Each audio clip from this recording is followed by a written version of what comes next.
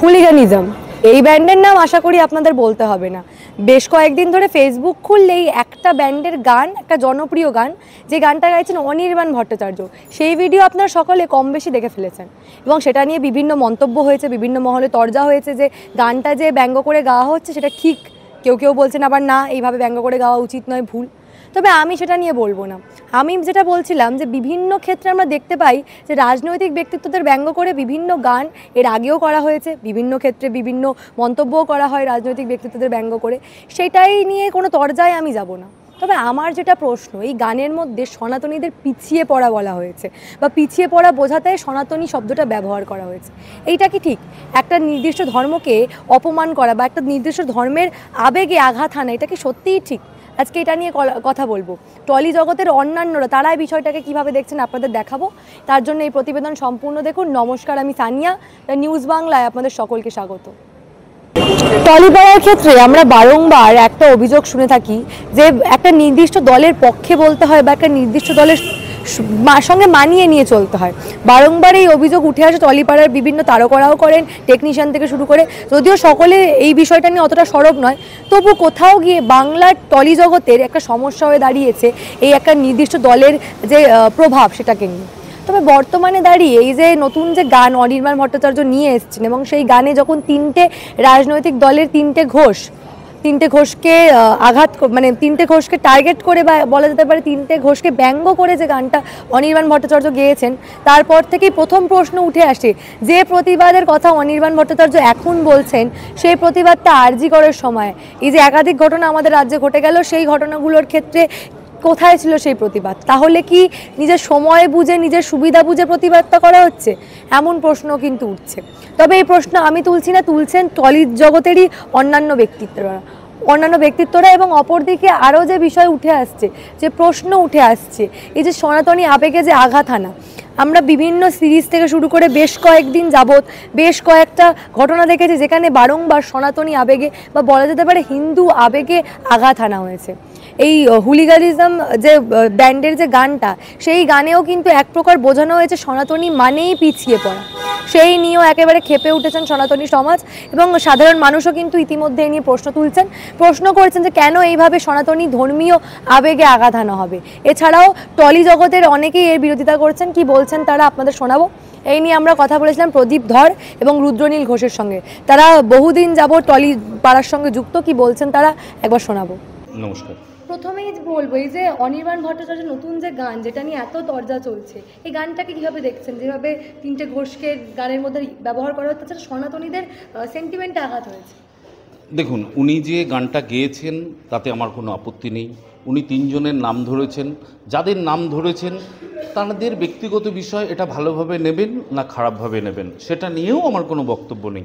আমার একটাই বক্তব্য, উনি সনাতন বা সনাতনী যে শব্দটা ব্যবহার করেছেন সেইটাতে আমি একজন সনাতন ধর্মের মানুষ, আমার মনে আপত্তি আছে এই শব্দটা ব্যবহারে।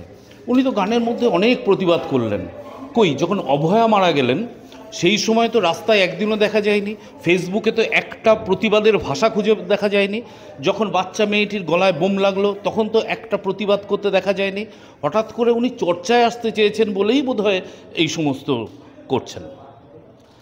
আমার বক্তব্য একটাই, আপনি চর্চায় আসুন, আপনি নিউজে থাকুন, অসুবিধা কিচ্ছু নেই, কিন্তু কাউকে আঘাত করে নয়। সনাতনীদের যে আঘাত আপনি করেছেন তার জন্যে আপনার ক্ষমা চাওয়া উচিত।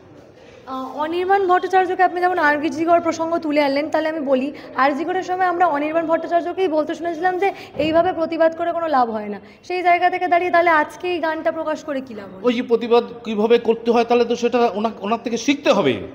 উনি আমাদেরকে বলে দিক যে এইভাবে প্রতিবাদ করা উচিত, আমরা করব। আমি বলছি আমি করব, কেউ না থাকুক ওনার পাশে আমি থাকব, কিন্তু সেই প্রতিবাদের রাস্তাটা তো ওনাকে দেখাতে হবে। এইভাবে হয় না, কিভাবে হয়?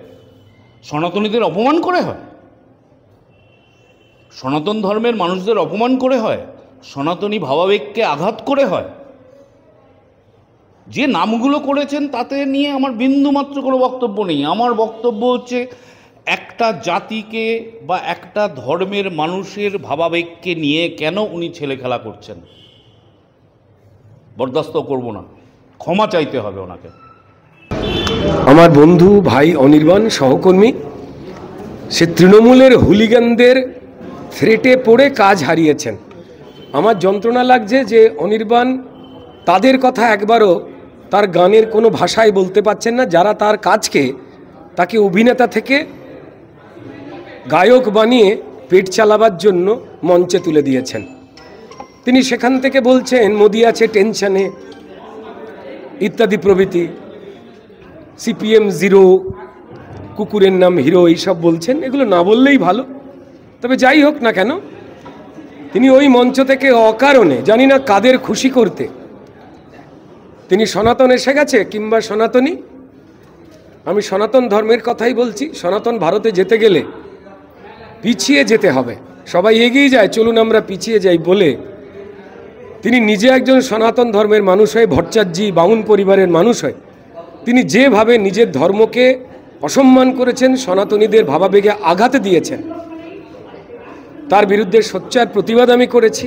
বন্ধুত্ব আলাদা জায়গায় আর বাড়াবাড়িটা অন্য জায়গায়। সনাতন অত্যন্ত চিরকালীন, সত্য এবং আধুনিক। সনাতন আছে বলেই তিনি গান বাজনা অভিনয় করতে পাচ্ছেন, শিল্পচর্চা করতে পাচ্ছেন। তিনি কি চান যারা গান বাজনা বন্ধ করে দেওয়ার ফতোয়া দেন তাদের হয়ে কথা বলতে? আমি জানি না, আমার মনে হয় যে জ্ঞানহীন এই মন্তব্য। অনির্বাণ ভট্টাচার্য এবং আমরা যে অভিনয় করি তা লিপিবদ্ধ করে দিয়ে গেছিলেন অনেক আগেই, ব্রেক্সদের অনেক আগেই, এই সনাতন ধর্মের বইগুলি, ভরতমুনির নাট্যশাস্ত্র। আমার মনে হয় সেই বিষয়ে ব্যস্ত মানুষ ভাই আমার পড়াশোনা করেনি, কিংবা এই যে বেঁচে পড়তে আছি যে চিকিৎসা শাস্ত্রের জন্য চরক এবং সুশ্রুত মুনি তারা গুরুকুল পদ্ধতিতে শিক্ষা মাধ্যমে শিখিয়ে গিয়ে গেছিলেন শরীরের ভেতর কেটে কি করে চিকিৎসা করা হয়, যা সারা পৃথিবী সেই রাস্তায় চলে আধুনিক হচ্ছে। আমার মনে হয় ভাই ব্যস্ত বলে তাড়াহুড়ে পড়াশোনা কম করেছেন।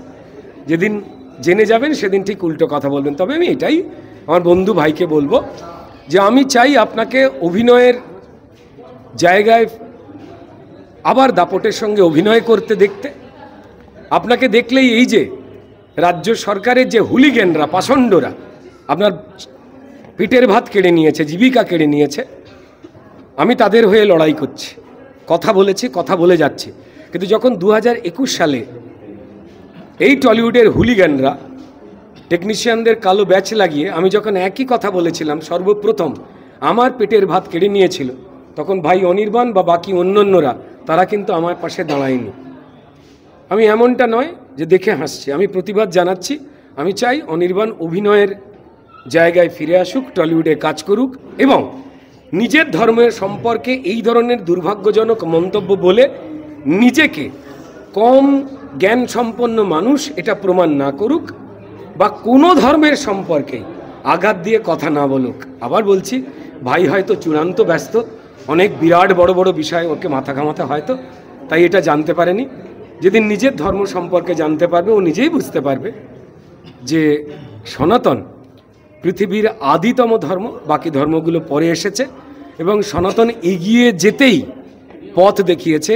বসুধৈব কুটুম্বকমের কথা বলে যে বইগুলো হয়তো ব্যস্ততার জন্য আমার ভাইয়ের পড়া হয়নি। আমি অনির্বাণের মঙ্গল চাই, ভালো অভিনেতা, একসঙ্গে আবার অভিনয় করব।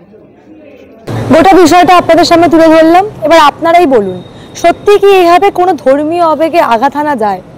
বিভিন্ন ক্ষেত্রে আমরা বিভিন্ন রাজনৈতিক ব্যক্তিত্বকে ব্যঙ্গ করে বিভিন্ন কথা বলি, অনেক সময় আমাদের প্রতিবেদনের ক্ষেত্রেও বলি, বা বিভিন্ন ক্ষেত্রে আমরা বিভিন্ন গান আগে দেখেছি যেখানে রাজনৈতিক ব্যক্তিত্বদের খানিকটা ব্যঙ্গ করে ব্যঙ্গর সুর, মানে ব্যঙ্গত্বর সুর পাওয়া গেছে।